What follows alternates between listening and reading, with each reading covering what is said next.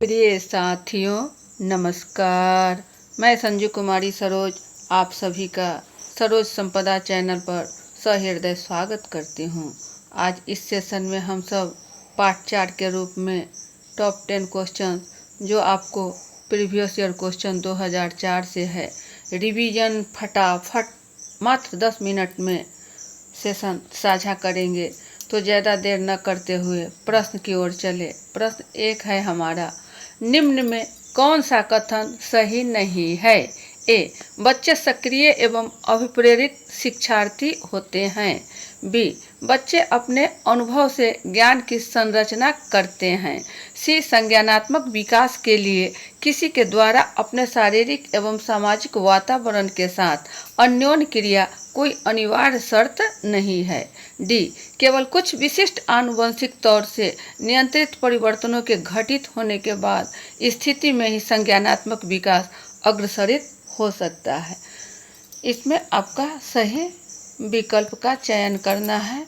तो सही क्या करना है, ध्यान देना है कि कथन में प्रश्न जो है वह आपको पूछ रहा है नहीं, प्रश्न पूछा जा रहा है कि नहीं, तो नहीं, यहाँ नहीं जो है इसको ध्यान रखेंगे कि नहीं कथन को खोजना है। तो यहाँ सीधी सी बात है कि आपको बच्चे सक्रिय व अभिप्रेरित शिक्षार्थी होते हैं, कथन सही है। बच्चे अपने अनुभव से ज्ञान की संरचना करते हैं, यह भी कथन आपको सही है। संज्ञानात्मक विकास के लिए किसी के द्वारा अपने शारीरिक एवं सामाजिक वातावरण से, शारीरिक एवं सामाजिक वातावरण के साथ अन्योन्य क्रिया कोई अनिवार्य शर्त नहीं है। यहाँ नहीं, यह कथन सही है लेकिन दिया हुआ नहीं है। नहीं होने के कारण यह कथन आपका ही यही सही होगा। ये कथन ही आपका उत्तर है। तो हमारा हो गया, संज्ञानात्मक विकास के लिए किसी के द्वारा अपने शारीरिक एवं सामाजिक वातावरण के साथ अन्योन्य क्रिया कोई अनिवार्य शर्त नहीं है। ऑप्शन सी, ऑप्शन सी हमारा सही होगा। डी कह रहा है, केवल कुछ विशिष्ट आनुवंशिक तौर से नियंत्रित परिवर्तनों के घटित होने के बाद स्थिति में ही संज्ञानात्मक विकास अग्रसरित हो सकता है। संज्ञानात्मक विकास अग्रसरित हो सकता है, सही है। तो हमारा ऑप्शन सी सही। नेक्स्ट क्वेश्चन, शैक्षिक मनोविज्ञान अपने विषय वस्तु को निम्न के ऊपर किए गए अध्ययनों से प्राप्त करता है। ए, सामान्य दशाओं वाले पशुओं। बी, सामान्य दशाओं वाले बच्चों। सी, नियंत्रित स्थितियों के अंतर्गत मानव प्राणियों पर। डी, नियंत्रित स्थितियों के अंतर्गत पशुओं। तो इसमें आपका सही विकल्प है आंसर सी, नियंत्रित स्थितियों के अंतर्गत मानव प्राणियों पर, मानव प्राणियों पर। ऑप्शन सी आपका सही है।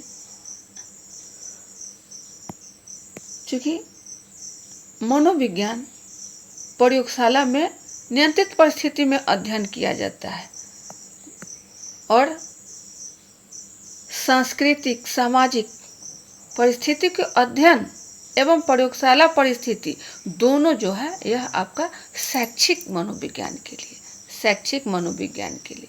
तो हमारा सही विकल्प सी। नेक्स्ट क्वेश्चन, औद्योगिक संकल्पना में सम्मिलित सर्वाधिक महत्वपूर्ण प्रक्रिया को अभिलक्षित कीजिए। ए, विशिष्टीकरण। बी, समवर्गीकरण। सी, सामान्यीकरण। डी, प्रयोग। इसमें आपका सही विकल्प है सामान्यीकरण, जनरलाइजेशन, सामान्यीकरण। ऑप्शन सी सही उत्तर है। नेक्स्ट क्वेश्चन, अधिगम के अनुकूलन के सिद्धांत में है। ए, अप्राकृतिक उद्दीपन को ग्रहण करने के लिए व्यक्ति को तत्परता युक्त रहना चाहिए। बी, अप्राकृतिक उद्दीपन प्राकृतिक उद्दीपन का अनुसरण करता है। सी, प्राकृतिक उद्दीपन के प्रति अनुक्रिया को पुनर्बलीकृत किया जाना चाहिए। डी, प्राकृतिक उद्दीपन और प्राकृतिक उद्दीपन का अनुसरण करता है। तो इसमें आपका सही विकल्प है ऑप्शन बी, ऑप्शन बी। अप्राकृतिक उद्दीपन प्राकृतिक उद्दीपन का अनुसरण करता है। अनुसरण अप्राकृतिक, यानी जब अधिगम हो और उसमें अस्वाभाविक उद्दीपक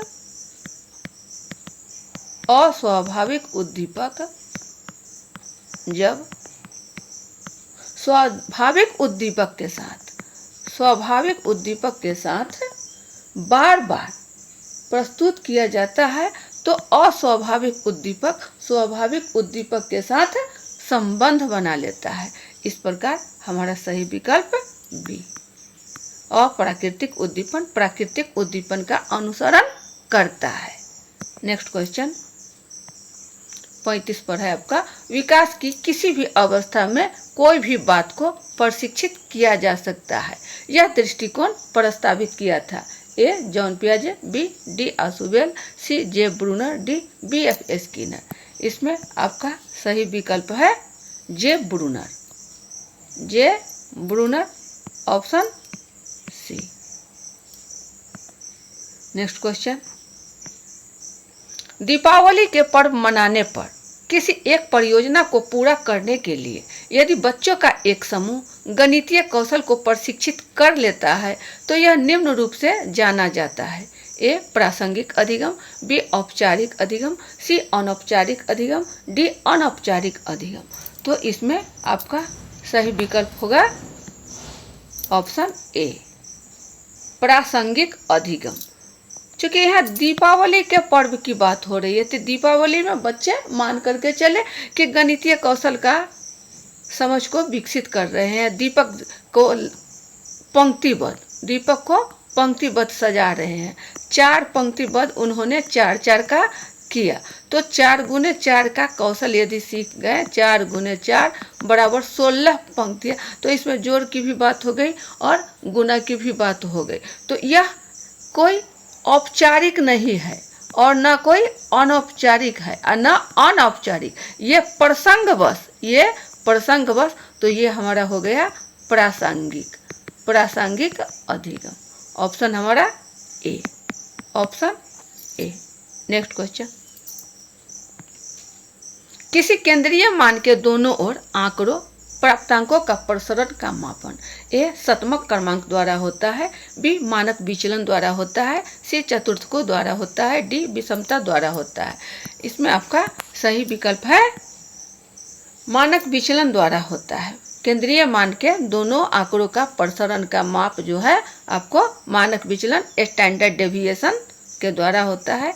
स्टैंडर्ड डेविएशन मानक विचलन द्वारा होता है। Option B. नेक्स्ट क्वेश्चन, सूची 1 तथा सूची 2 के पदों का मिलान कीजिए। ए दिशात्मक परिकल्पना का परीक्षक, बी शून्य परिकल्पना की अस्वीकृति की संभाविता, सी शून्य परिकल्पना की अनुचित अस्वीकृति की संभाविता, डी एक चर सतत तथा दूसरा द्वंद्वीकृत। तो इसमें आपका सही विकल्प का चयन करना है, सही मिलान करना है। सही मिलान में आपका हो जाएगा ए जो है आपका ए दिशात्मक परिकलन, ये आ जाएगा आपका एक पुच्छी परिकलन, एक पुच्छी परीक्षण, यानी दिशात्मक जो है ये आ गया आपका यहाँ एक पुच्छी परीक्षण।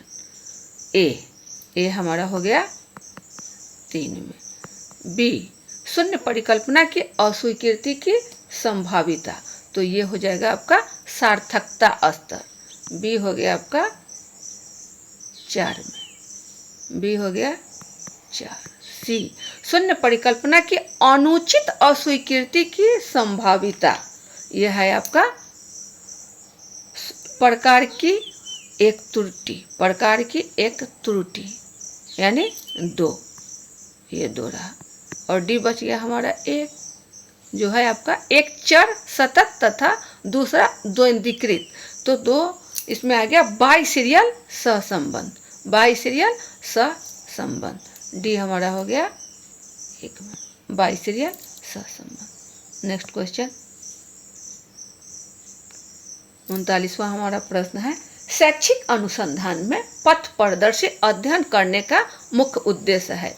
ए अनुसंधान योजना में सुधार, बी शोध यंत्र की परख, सी शोधकर्ताओं के समूह का प्रशिक्षण, डी प्राथमिक सूचनाएं संकलित करना।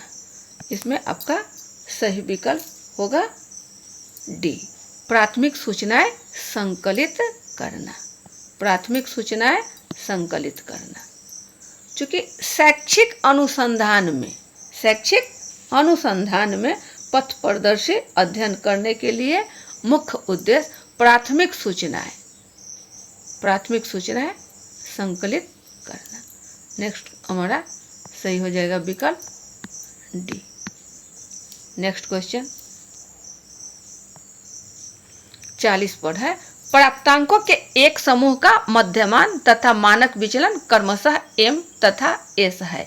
यदि प्रत्येक मूल प्राप्तांक में k जोड़ दिया जाए तो नए मध्यमान तथा मानक विचलन होंगे a m s b m plus k s c m s plus k d m plus k s plus k।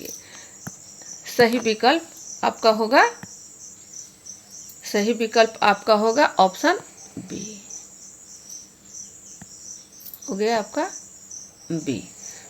यह सवाल है कि प्राप्तांकों के एक समूह का मध्यमान तथा मानक विचलन, मध्यमान यानी m, मानक विचलन यानी स्टैंडर्ड डेविएशन। तो स्टैंडर्ड डेविएशन को s से डिनोट किया गया है और मध्यमान को m से डिनोट किया गया है, यानी m और s। यह कह रहा है यदि प्रत्येक मूल प्राप्तांक में k जोड़ दिए जाए तो m प्लस k, और यहाँ k जोड़ने पर m प्लस k, चूँकि k जोड़ने से मध्यमान में परिवर्तन हो जाएगा, ये मध्यमान में परिवर्तन हो जाएगा, लेकिन मूल प्राप्तांक जो आपका स्टैंडर्ड डेविएशन s है, इसमें विचलन जो है मानक विचलन, इसमें कोई परिवर्तन नहीं होता है, तो यह आपका s स्थिर रह जाएगा। तो हमें प्राप्त हो रहा है m प्लस k और s। ऑप्शन बी की ओर है, ऑप्शन बी। ये हमारा टॉप 10 क्वेश्चन सेशन का ये आखिरी प्रश्न था। सेशन यहीं बाइंड अप किया जाता है। अगले सेशन में हम सब पुनः उपस्थित होंगे और सेशन साझा करेंगे। तब तक के लिए जय हिंद।